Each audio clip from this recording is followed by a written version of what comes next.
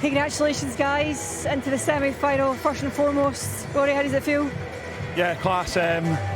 Obviously, likely to be our potentially our last one at Scotland this season. So, it's really good to put on a really good performance that we're happy with, and obviously the result is the important thing. You're holding the medal in your hand to hand over for the player of the match. 20+ tackles, a try. Talk to me about the influence this guy had in this game.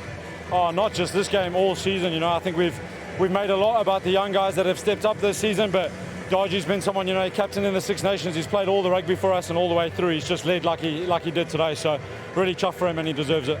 The importance of not just the physicality tonight, Rory, but the mental strength you needed to make sure that you got the job done. What was going through your mind? To be honest, I think they both feed into each other. When we have performances where we're there physically, usually we're there mentally as well. So, it's fairly easy to get right when we know that we're on it physically, and I think to a man we were on it today. You spoke before this match, Kyle, about you felt as if there was something changing. You were sort of getting back to the way that you've been in the start of the season. We've seen that tonight. What was the difference?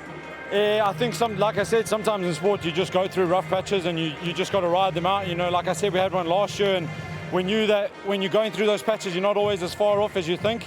And I think, like Darge says, this time of the year, when we're saying goodbye to the calibre of men we are, we've done a couple of things for them through the week, and we're going to give them some jerseys now, and I think boys have just fed off that. You've been over this road before. You know what it takes to get to a semi-final. You know what it takes to get to a final. Do you get the sense, and I know it's very early to say, but that you can replicate that journey again? Well, that's obviously the goal, but we weren't looking past tonight. We know how quality Stormers are, regardless of who we face in the next round.